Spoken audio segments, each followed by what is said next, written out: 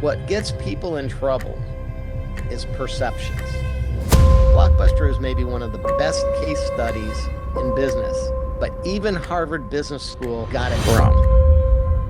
Perceptions will kill careers, it'll kill companies, it can kill whole societies. The Harvard Business School case on Blockbuster attributes the lack of keeping up with technology to Blockbuster's demise versus Netflix. Totally false. Lehman Brothers collapses in the fall of 2008. Blockbuster had doubled its EBITDA, so we doubled earnings, and the banks all shut down. Well, we also had $1 billion of debt. The rumor came out that we were going to file for bankruptcy. I get the call from senior exec at Google saying the perception on the street was we were going to file. That killed the Google deal. In hindsight, what were some of the biggest lessons you've learned? Can't control change. You've got to manage. Too often we let people on the outside tell us who we are, what we can do, what we can't do. And it's just all noise. Bill Gates had a thing called CEO Summit. So I'm at his house and I ran into Warren Buffett and he asked, "What are you doing, Jim?" Everybody's telling me to fail. Financial markets collapsed, as you know. I'm getting the crap beat out of me. And he looks at me and he goes, "Would you rather be on the bench? Get back up there, dust yourself off, take another swing, you'll be fine. It's not personal."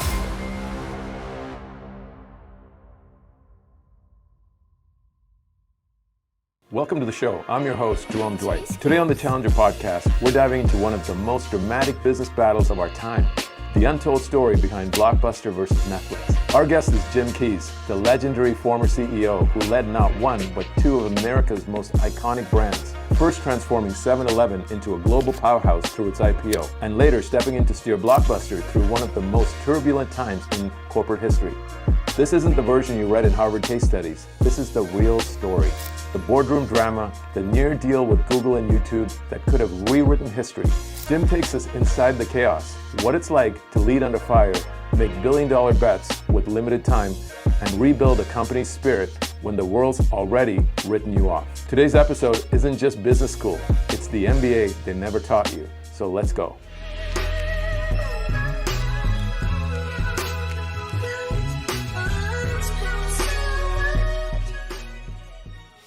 Today we're honored to have Jim Keyes on the show, talk about a wealth of experience spanning several decades, I couldn't be more honored to have you, Jim, on the podcast to talk about everything you've done from 7-Eleven to your journey in Blockbuster, which we're looking forward to unpacking, and then even some of the initiatives you have going on with education. So I just want to extend a warm welcome to you, Jim. Thanks for being on the show. Thank you, Jerome. It's great to be with you. You're right. I've had some interesting adventures, so happy to share. Well, I want to jump right in because you are, often referred to as the guy that architected the 7-Eleven's growth trajectory, taking it from a relatively small brand to a global scale, right? And at a time when, it wasn't really as easy. I wouldn't say easy, but it's never easy, but it was difficult back then in the 2000s.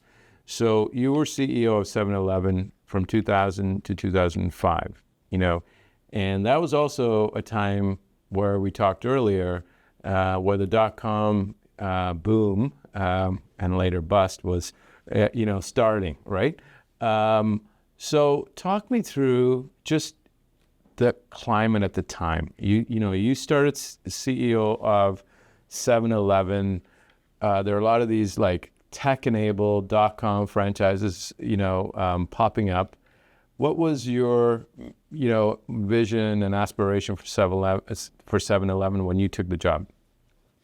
Well, I'd have to take you back a little bit earlier than the year 2000. 7-Eleven's transformation really began in around 1991.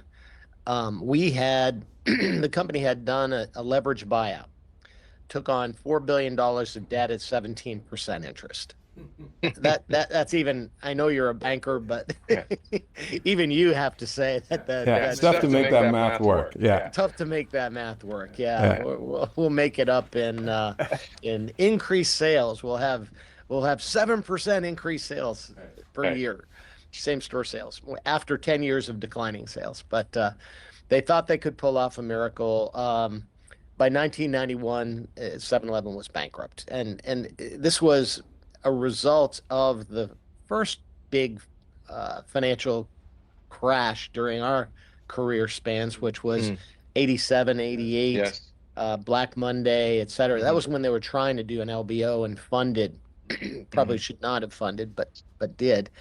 Um, Here's the net of that 7-Eleven's transformation. I wish I could take complete credit for it, but the one thing that I brought to the table was an understanding that change equals opportunity. Mm. 7-Eleven had stopped changing. Mm. And for retailers, this is death. Mm. Um, Retail is all about change. Business is all about change. Mm. I've coined the expression, my favorite expression, that change equals opportunity. Um, the acronym is CEO, if you think about that. Mm. And Mm. that is the role. Interesting. And it Yeah. is the role of the Mm. CEO. So, what that represented, what that change, that forced financial restructuring represented for 7-Eleven was an opportunity for us to change, to embrace the idea that we had to be different and embrace technology, which was just emerging at the time. Mm.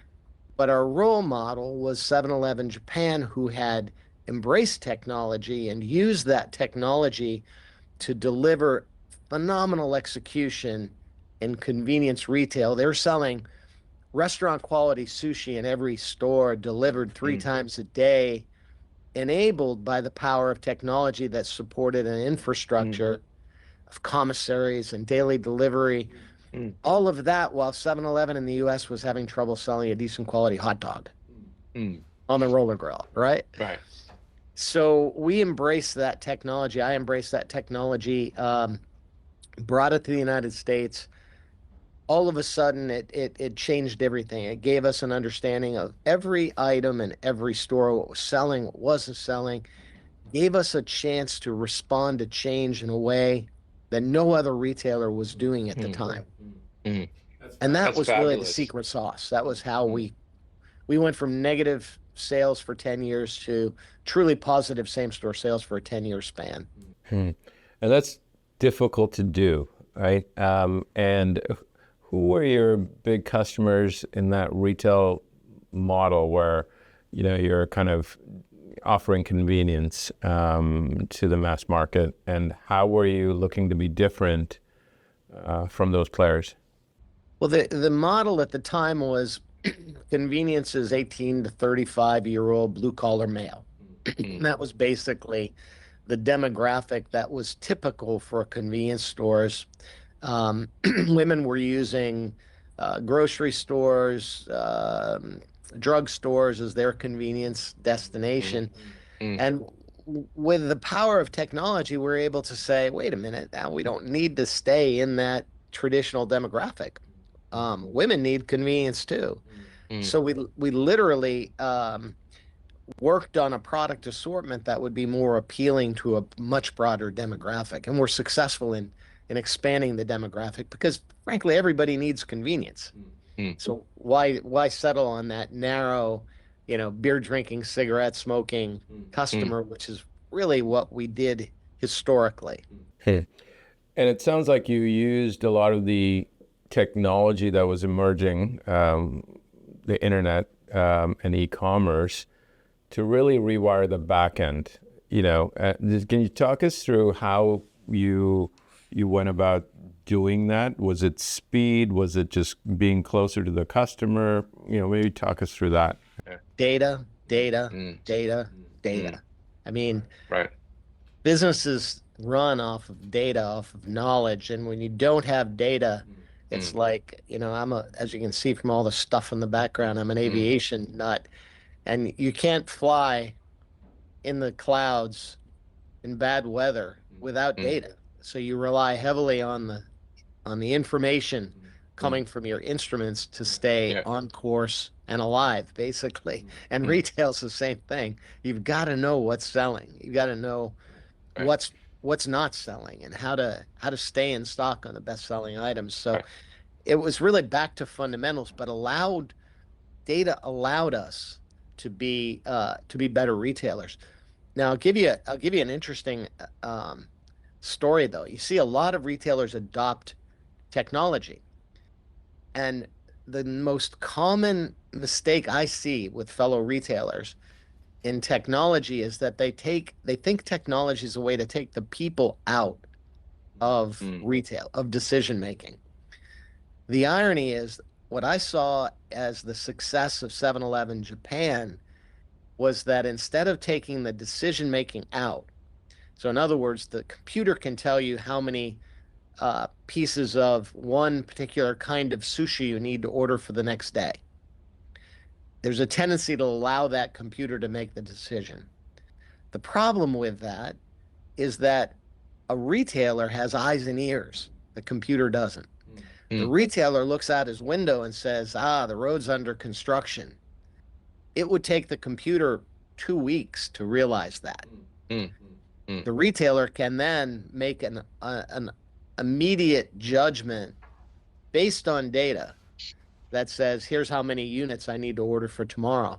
So it's basically using technology to enable the retailer, the person, to be a better retailer. And that's the secret sauce that made 7-Eleven Japan so successful.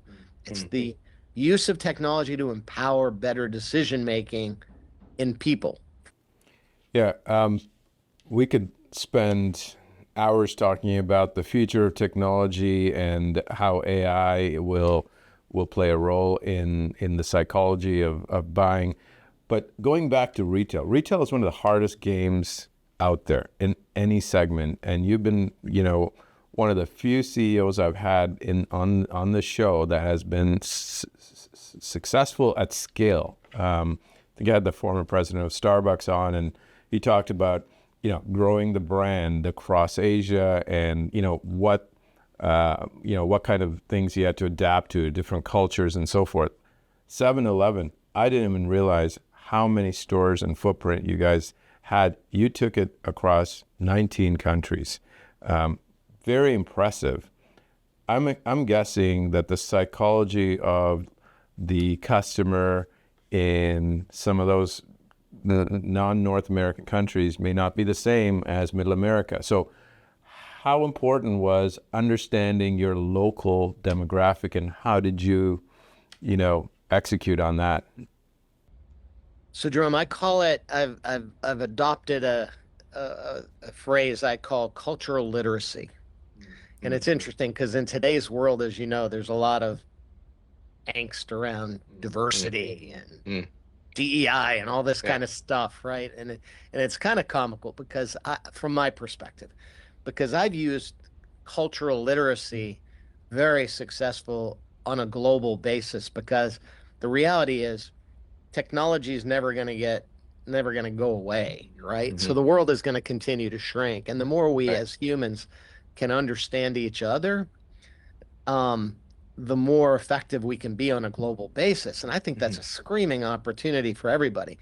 So the idea with cultural literacy is that while we're all humans, we're all very different in our likes, our dislikes, our thoughts, our behaviors, our cultures. So the more we can understand that and respect it and learn from it, and that's the key word, learning from each other, then the more successful we can be on a very localized basis, because retail is a very local thing. So if you translate that back into just the United States, there can be 2 stores in 2 different parts of town that have entirely different product assortment because the demographic is entirely different and the needs are entirely different. But with technology, you can modify the product assortment instead of having one size fits all to satisfy one part of town that may want churros and another part of town that would rather have scones. mm. But if you put scones in all the stores, they're gonna never sell in one store and be out of stock in the other. I love that, and hence the importance of your earlier point, which is data. Knowing what people are buying in different markets, so crucial and you led the company's IPO in 2001. Wow, at a time when most companies going public were .com, tech companies. You bring a retail company to the market. How did it do? And then what was your vision behind now taking it public to continue to scale 7-Eleven? Well, we knew that we wanted to return to being a public entity. The company was a New York Stock Exchange company back in the 70s and 80s. Then it had to restructure, took it private first, then restructured. And by taking it public, it gave us, I thought, a better, first of all, more discipline because Mm, when we were a public company now, we had much more stringent reporting requirements, et cetera. But it also gave us an opportunity, I think, to improve our capital structure in a practical way. And here's the challenge that we had, though. You're right. We weren't a dot-com company. So everyone is looking at us saying, these basic retail blocking and tackling, what are you doing? It took a number of years to prove ourselves because there was a lot of skepticism about the future of 7-Eleven and the future of convenience retail. But mm, as you know, when you post the numbers consistently, and that was where that same store sales increase quarter after quarter after quarter for 37 quarters. When we finally sold the company, we pieced together almost 10 years of improved same store sales. Good economy, bad economy, good weather, bad weather, all the excuses retailers make. mhm, We mhm. blew right through it. And the street rewarded us with an improvement in our equity value from $3 and change. And that was after a reverse stock split at one point. Um, Wow. to ultimately nearly $40 a share. So we had a good 10x increase in the 10x. equity performance. Yeah. Incredible. And I think some of the lessons learned, coming out of that restructuring and probably were invaluable as you built more discipline into the business going forward. Well done on that. But I want to move now to your time at Blockbuster, which is, very impressive. Blockbuster, obviously, we all talk about Blockbuster in business school in terms of how Blockbuster dealt with it with Netflix kind of disrupting the Blockbuster model. But I want you to walk me through, how you found the role at Blockbuster, and you led the company through some impressive growth, over $5 billion and 7,000 plus stores. I'm old enough to have been to many of those Blockbuster stores. I love that experience. It had a certain experience for the family to spend Friday nights grabbing a movie. So I can totally see how you moving from that retail experience to 7-Eleven kind of brought some of that secret sauce to Blockbuster. But maybe you can give us a little bit of color on your journey at Blockbuster. Sure.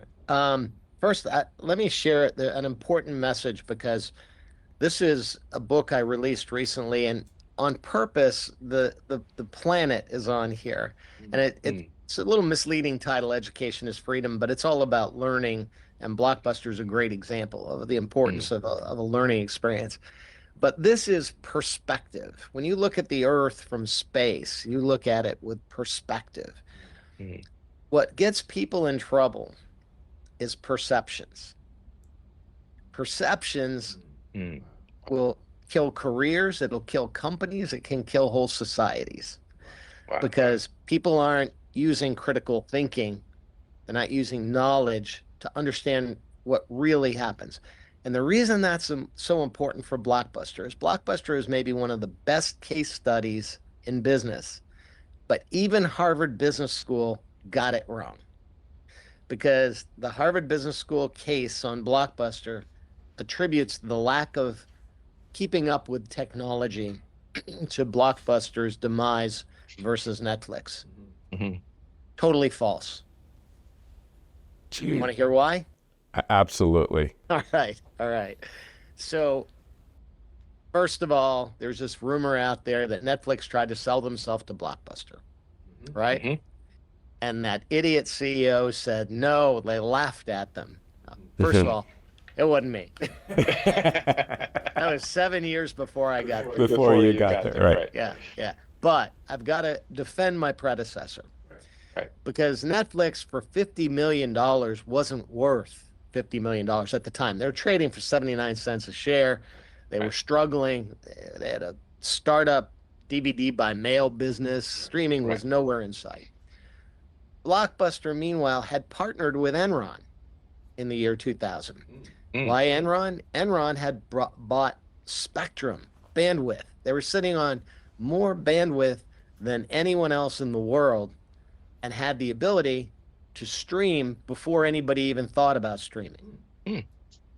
So, Netflix beat Blockbuster on technology? No, Blockbuster was years before Netflix even thought about streaming, locking up a deal with the largest bandwidth owner in the world. So that would have been a great marriage. But we all know what happened to Block. We all know what happened to Enron. Yeah. They collapsed during, for a whole host of reasons. Most not good, but so that killed that deal for now. Who bought that spectrum? Dish Network ultimately acquired a lot of that spectrum. Hold that thought. Dish Network, right? Okay. So I get there in 2007. By now, Netflix and Blockbuster are fierce competitors for DVDs by mail. Blockbuster has an advantage because they have stores. So if you got a DVD by mail, you can trade it in for the one you wanted to see in the stores. Good deal. Blockbuster had a thing called Total Access. Now, I call it convenient access to media entertainment. So that's why a 7-Eleven guy coming to Blockbuster made sense. absolutely. Convenient Yeah. access. That's really, it was a very similar business. How many stores did you have at the time when you joined? 6,000 stores. Okay. 6,000. So pretty maybe. decent footprint. Yeah, good footprint. Several countries. Yeah. It was a very, very big brand. First thing I did, and I arrived in 2007. First thing I did was to buy a streaming company. Had the classic build it or buy it question. The company was still running Fortran and COBOL inside. I mean, it was a little backwards. They had not invested in technology other than the DVDs by mail side.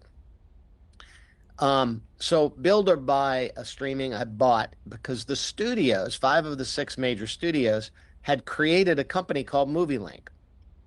This is the part that everybody forgets, that the studios, trying to avoid the situation we have today, which is a complete fragmentation of streaming. They said, let's control the intellectual property. Let's control the content. So they created a company called MovieLink, digitized 3,000 of the newest releases, realized they weren't very good partners because they were fierce competitors, and they sold the business to Blockbuster. Huge advantage, Blockbuster. Now we own a streaming company, 3,000 digitized titles. Now, put this in the context of the timing. The iPhone wasn't released yet until late 07. The iPad not till 09. There were no apps. Bandwidth was terrible. People weren't able to really stream without buffering. We were one step past dial-up for connectivity. But we owned this capability now. Right. 2 more pieces of the puzzle. We had a chance to lock down long-tail content. It was Starz Network and some other content. Basically, Viacom was partnering with us to provide an exclusive access to all the old movies.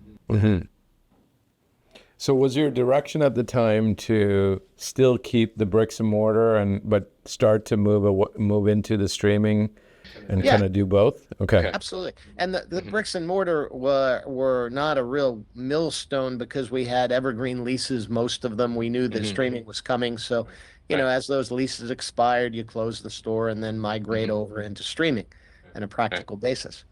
But here's the beauty of the deal. We had not only a streaming company, we had exclusive access to new releases, and we had a chance to buy the old exclusively the old titles. That meant Netflix would have had nothing to stream. Mm. One more piece of the puzzle that no one knows, because we had NDAs covering all these deals. We had a deal with Google. Google had acquired YouTube, and they were getting grief from the studios because kids were posting up movie content on YouTube. They wanted to partner with Blockbuster, so we'd have Blockbuster and YouTube side by side, everything free YouTube, everything paid Blockbuster. Distribution doesn't get better than that, right? Combine that Google deal with exclusivity of all the old content and new content, and now nobody else is really going to be able to compete with us. So why didn't we do that deal? Remember what? Well, you remember because you were a banker. A small event happened. A small event, yeah. Lehman Brothers collapses in the fall of 2008. Blockbuster had doubled its EBITDA, so we doubled earnings. Sitting in the catbird seat with streaming capabilities now, and the banks all shut down. Well, we also had $1 billion of debt, much of which was due in 2009. And so I'm knocking on doors, probably knocked on yours. Help! Can we refinance this debt? And everybody said, "You're crazy. We're shut down. We're not going to refinance debt at this point." And so we really had a hard time getting that debt refinanced. Still, we were fine because Blockbuster was a cash flow machine. We had 90-day credit terms. Ran a movie 20 times before we had to pay for it. Right. But the studios, one by one, got scared. And before they got scared, the rumor came out that we were going to file for bankruptcy. That killed the Google deal. I get the call from senior exec at Google saying, "Sorry, the board's declined to sign the definitive agreement because think you guys may be in financial trouble." So that killed that deal. That meant we couldn't afford to lock in the exclusivity on the older content, which gave Netflix now a window to be able to secure content. And the net result is, when the studios killed our credit terms, it forced us into bankruptcy. We restructured. But we could have liquidated. Stores all go away. We were able to find a strategic partner to help us with the bankruptcy process. And Dish Network, remember I said Dish bought all our spectrum. Yeah. Exactly. So they ended up buying the company out of bankruptcy in a restructuring in 2010-ish, something like that. And it was Dish ultimately that made the conscious decision to close the stores down and to wait on streaming, because their vision for streaming was to use the bandwidth for mobility, not for the internet, the way we were traditionally streaming. Wow. I've read the Harvard case on Blockbuster, Netflix, but I haven't quite heard it explained like this. And who knows where Blockbuster would be today if not for the crisis, if that Google YouTube deal were to happen. It would be such a dominant platform. Wow, it is fascinating to look back with all of these events that sometimes turn into tailwinds, but sometimes also turn into headwinds, right? Oh yeah, exactly. But the message, as you've been using in your podcast, the message is that you can't control change. You've got to manage change, and change does equal opportunity. But it comes down to us individually, because there's nothing we can do about the external environment. There's everything we can do about the way we respond to it. That's fascinating. I want to go into your head when you were dealing with all these things coming Coming at at you, you. right? The financial crisis. I've shared with you my story about running back of New York Mellon, 30 days into my CEO tenure, getting hearing about Lehman Brothers. You probably had a very similar experience. You had a big deal on the table. From you as a personal, it all ends with, buck stops with the CEO. How did you process it? And, what goes through your mind in terms of how do we execute? What's your framework to deal with those kinds of surprise events? Well, as I said, you can when these things happen, we're all human, and we can revert into our very human emotion of, woe is me, I'm a victim, gee, that's not fair. They're Mm, being mean to me out there. I showed up in the New York Post with a Pinocchio nose. It was the last thing you want to see as a CEO. yeah. Full Mm, half page, full color, wow. Mm, because I said we weren't going to file, and the perception on the street was we were going to file. mm, And so they were accusing me of lying about it. Well, I mm, wasn't lying about it, but you can't help as a human but take those things very personally. mm, Um, as a human, there's also an opportunity, though, for us to see beyond that and mm, recognize that it's perception, not reality, that's driving a lot of mm, these accusations. So in my case, I had a good experience. I ran into Warren Buffett. This sounds crazy, right? But Bill Gates had a thing called CEO Summit. I don't know if you right. remember, Microsoft would Yeah. host that every year. So I'm at his house with all these, luminaries, all these other CEOs, Mm, and I was like starstruck. right. Um, and I ran into Warren Buffett, and he asked, "What are you doing, Jim? What are you doing now?" He knew about my career at 7-Eleven, and had congratulated me on the success there. And I started making excuses. Oh, Blockbuster, I did this, and I probably shouldn't. Everybody's telling me to bail. Financial markets collapsed, as you know. I'm getting the crap beat out of me. And he looks at me and he goes, "Jim, would you rather be on the bench?" I was like, Mm, "No, no, I'd rather be in the game." And he said, "Well, get back up there, dust yourself off, take another swing, you'll be mm, fine. It's not personal." I needed to hear that, mm, because we all are human, and mm, I needed someone that I respected to remind me this is not personal. It's not about you. mm, It's about doing your best given the circumstances that you've been dealt. And right. as long as you're doing your best and using the best information that you have and making the best decisions that you can, what are you worried about? It's nothing to fear. That's amazing. You've got a unique vantage point in that you've dealt with so much adversity, and you found a way to turn that into inspiration. You are now contributing with the education initiatives, which I want to unpack. But in hindsight, what were some of the biggest lessons you've learned? It's not about you, but what are the lessons for the next generation of CEOs, of founders, even leaders? Like, what are the things that you would want to say to them when they deal with their adversity? Yeah, I break it down into three things. I call it my gift. And to put this into context, I was one of those kids with just a disaster disastrous childhood. Everything that could go wrong did go wrong.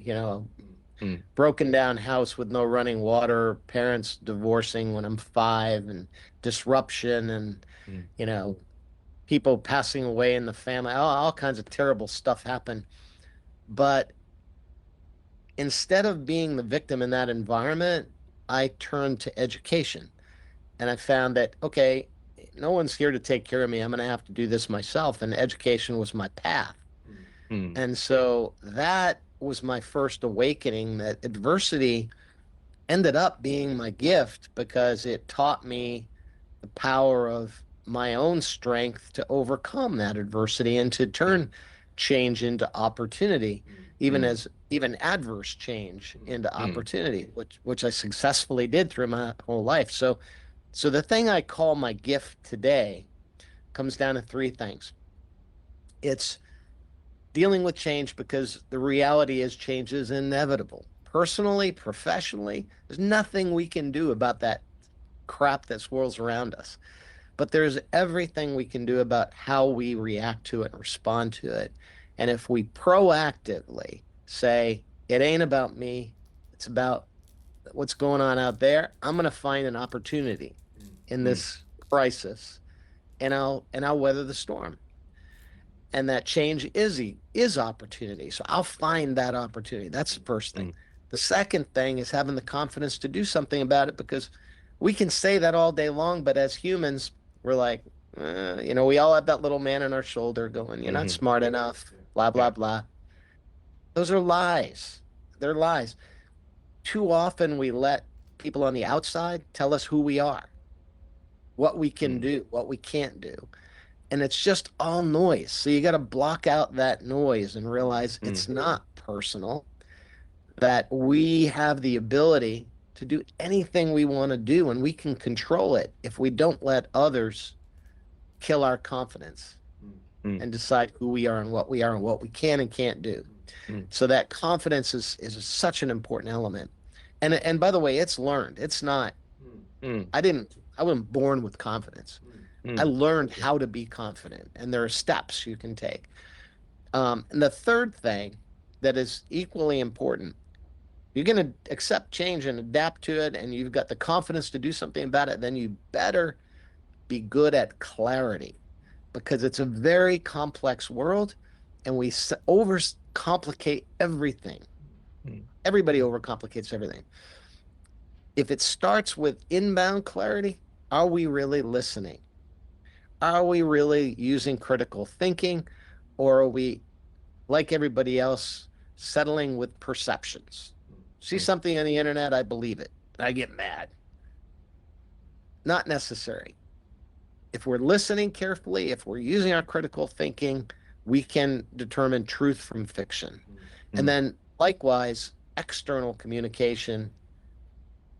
You could have the best strategy in the world, and if people don't understand it, they're not going to be able to execute it. So we've got to be able to have clarity, to be able to have confidence, to be able to embrace change.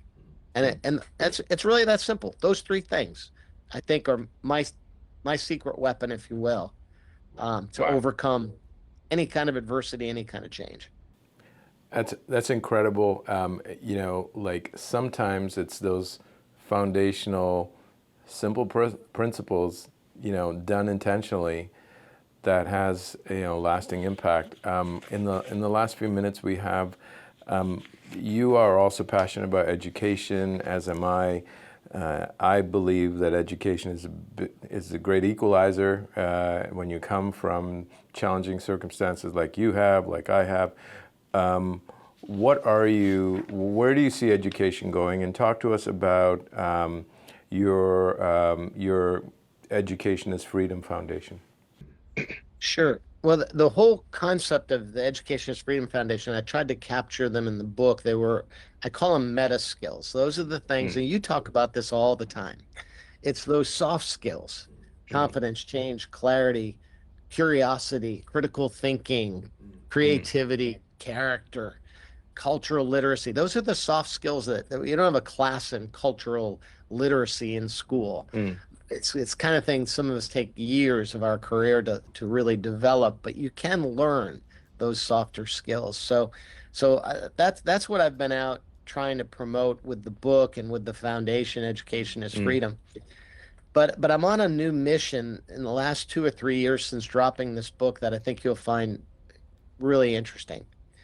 It comes down to supply and demand. My focus on education came from running Fortune 500 companies and realizing we didn't have an educated workforce in America to fill these jobs. You wonder why there's so many first-generation Americans running 7-Eleven stores. It's hard to find, kids with college degrees that'll come and do that work. Right. So you look at our stats, I just pulled out some numbers not too long ago. Our proficient reading level, fourth grade reading by the national uh, group that measures educational statistics, NECP, I think, PC, um, is 30% of American kids in the fourth grade that are proficient at a fourth grade level in reading. Shocking. Shocking. Our our OECD numbers versus the developed countries in the world, we're in the third quartile in math. America, Wow. come on. And then here's the scary one. For college, for post-secondary, and there's all this war on college right now, we're down to 39% of our 18 to 24-year-olds attending college. And if you think that that's not a big deal, a lot of people think, oh, college is not necessary anyway. China in 1998 was at 10%. Perception was they want to keep their people stupid, right? Not anymore. This year, they'll have 61% of their 18 to 24-year-olds graduating from college, many with science and math degrees. Now, that's 20 million new college graduates each year versus our 4 million. Do we want to be competitive on a global scale or what? Are we serious about this? So here's my recommendation. Same problem I had at 7-Eleven. Got to adopt technology. We've got to know, we have to have data. So why not create on a federal basis, just like iOS changed our lives because now everything was interoperable. We can go to our map, we can go to our calendar, and it connects with our an email, and it connects with a map, and I can see where I have to go this afternoon. Why not have interoperability in our education system so that every ed tech tool is available to every kid and every one of the 55 million students in America? And that every student has a portal to access the best tools that are available, and every classroom has access to those same tools. So a teacher who's moonlighting as the phys ed teacher is moonlighting as a math teacher in small town America, which happens all the time. They can pull the best algebra teacher in the world into their classroom and use that to teach. Bottom line is, we can transform the way we teach and learn because we haven't changed in 100 years, basically. We can transform the way we teach and learn by providing an operating system, an infrastructure, if you will, for technology to improve dramatically our results at K through 12 and then on into college. Those stats are quite jarring. So it's really important work that you're doing, and I thank you for it. I think North Americans have clearly there are a lot of skills that are just not keeping pace with where the technology is going and where the world is going. And so thank you for doing that work. Jim, it has been an honor. It feels like I did my MBA all over again, walking with you through 2 decades plus of really some of the biggest headlines that we grew up reading. And I want to thank you for your time. We'll have you back to continue the saga, the Blockbuster Netflix Part 2. And we're just honored to have you. And I will pick up your book, and I will, when we meet in Miami, we're going to get you to autograph it. I highly recommend it to all of our audiences. And Jim, thank you very much for making time for us today. Thanks, Jerome. Great to be with you, and I appreciate your help in spreading the word. It's a pretty important message, I think, for all of us if we can embrace change and embrace technology. Awesome. Thank you.